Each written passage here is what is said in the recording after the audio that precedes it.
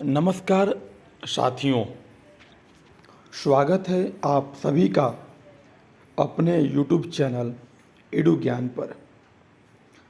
साथियों, आज हम बात करेंगे एक बहुत ही गंभीर और महत्वपूर्ण मुद्दे पर।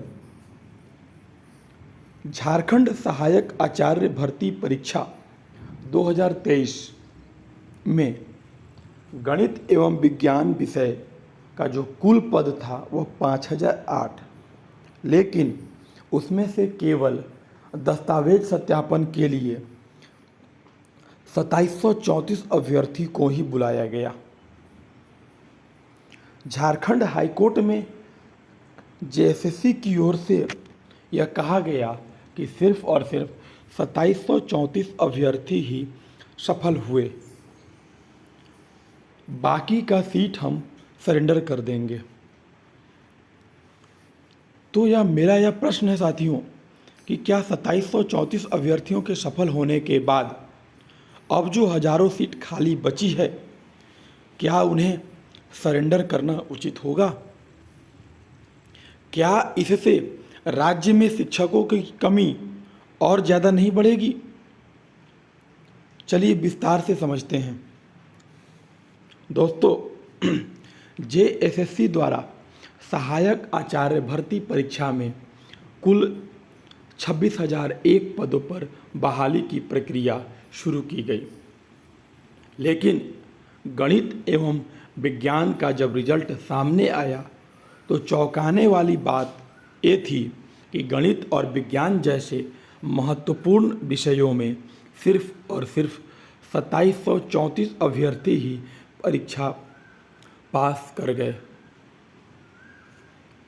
मतलब ये कि बाकी का जो सीट है अभी भी खाली है।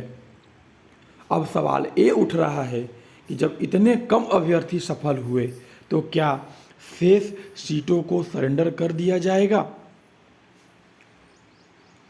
साथियों, सरेंडर का मतलब है कि जो सीट भर नहीं पाई उन्हें सरकार अस्थायी रूप से वापस ले ले या उसे भविष्य की किसी अन्य भर्तियों में शामिल करे। ये एक तरह से रिक्तियों को ख़त्म कर देने जैसा है, लेकिन क्या ये समाधान है? साथियों, जैसा कि आप जान रहे हैं कि झारखंड में शिक्षकों की पहले से ही भारी कमी है। अगर खाली पदों को सरेंडर किया जाएगा, इससे शिक्षा व्यवस्था और चरमरा जाएगी।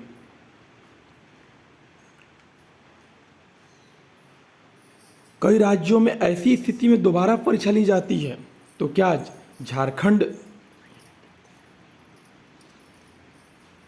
सरकार दोबारा सेकेंड डीवी लिस्ट जारी नहीं कर सकता? क्या अन्य अभ्यर्थियों को मौका नहीं देना चाहिए? कई योग्य अभ्यर्थी ऐसे भी होंगे जो बहुत कम अंकों से, जो अभी 2734 अभ्यर्थियों का मेरिट लिस्ट जारी किया गया है, उसका जो लास्ट कट ऑफ होगा उससे कुछ ही कम अभ्यर्थियों, कुछ कम अंक वाले अभ्यर्थियों को बुलाना नहीं चाहिए। साथियों, एकदम बुलाना चाहिए। अभ्यर्थियों को एक और मौका देना चाहिए। अगर हम चुप रहे तो शायद ये सीटें वाकई सरेंडर कर दी जाएगी। इसलिए आपको, मुझे और हम सबको मिलकर ये आवाज़ उठानी होगी कि ये सीट बचाई जाए। आरटीआई, जनप्रतिनिधियों से मिलना, सोशल मीडिया कैंपेन आदि के माध्यमों से हमें अपनी बात सरकार तक पहुंचानी चाहिए। साथियों, 2734 अभ्यर्थियों का चयन यह दिखाता है कि या तो परीक्षा बहुत कठिन रही होगी या फिर प्रक्रिया में कहीं ना कहीं सुधार की ज़रूरत है।